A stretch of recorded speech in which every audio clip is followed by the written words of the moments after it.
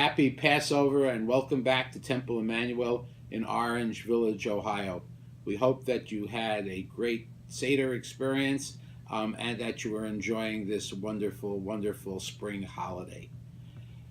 As we move through Passover, this coming Shabbat, or Thursday night and Friday, or Friday night and Shabbat, are the last days of Passover, depending on what your tradition and whether you follow the 7-day rule or the 8-day rule with the additional day for the diaspora.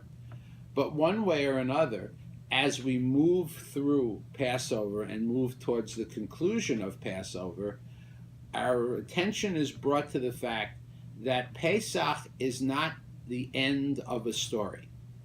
The end of Pesach is really the beginning of the story. Our ancestors who were oppressed in Europe, who were enslaved in Egypt, who lived under the yoke of the old Soviet Union, when they got through Passover and they reached the end of Pesach, they would say L'shana haba b'Yerushalayim, next year in Jerusalem, as a matter of almost messianic hope, as a matter of hoping for a freedom that they had not yet attained. But we, here in America, in North America, and our brothers and sisters in Israel, who have been blessed with the freedom that our Egyptian slaved ancestors could have only dreamt of, for us, we have a different question. Once Pesach is over, and we've attained the freedom that we sought, we would ask, or we should ask, the question that my grandparents would have asked in Yiddish, Favus. Why? What is the purpose of having attained our freedom? Well, the tradition is pretty clear, because the tradition connects Passover to Shavuot by the 7 weeks of the Omer, of the counting of the Omer, ending with Shavuot, the anniversary, the celebration of receiving the Torah at Mount Sinai. And then, of course, there's the further understanding that the ultimate goal of the wandering in the wilderness was our own nation, a place where we could be Hebrews and Jews under our own sovereignty and living by our own rules, not disconnected from the rest of the world, but certainly living at peace in our own world. And so what we need to learn is that when Pesach is over, it's not just time to change the dishes back. It's not just time to go out for a pizza or a bagel.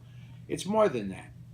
It is a time for us to recognize that we have been given this wonderful freedom, historically and in our present time, for a purpose.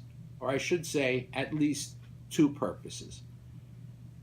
And to understand these purposes, we should go to Isaiah chapter 12, verse 6, which is the last verse of the Haftarah for the last day of Passover. That is also this year, of course, for many people, a Shabbat. And what does Isaiah say?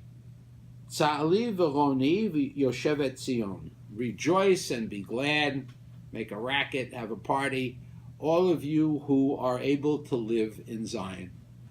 Who live in Zion physically, or those who live in Zion spiritually, which means our connection to the land of Israel, which was the ultimate goal of our redemption from Egypt. Rejoice because we live in a time when we have a sovereign Jewish state, and really with all the politics that's going on today, it's just important for us to very simply and say we Jews are entitled to a country of our own, just like everyone else in the world, every other national group is entitled to their country. And the very last words, Ki gadol b'kirbech, kadosh Yisrael, because great in your midst is the Holy One of Israel. Now that's a little more difficult to understand. The Holy One of Israel, of course, refers to God. How can God be great in our midst? How can God be great among us, either in the diaspora or in Israel? And the answer to that is Torah. The way we bring God into our lives is through study of Torah in its broadest sense, the totality of the Jewish tradition, and in living out our tradition through mitzvot and observance and involvement and engagement in the Jewish community. Because when we attach to Torah, what we got at Mount Sinai, that's when we bring God into our midst. And so as we move towards the concluding days of Pesach, we understand that Pesach is a celebration of freedom. It reminds us that we are responsible for trying to bring freedom to others, as you heard from Cantor Lawrence last week.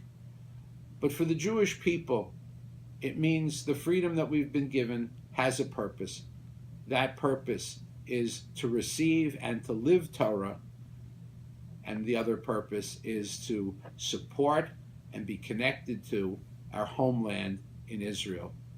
And so we're finishing up Pesach, going on our journeys into Sinai, and perhaps next year we will be spiritually and maybe even physically in Jerusalem.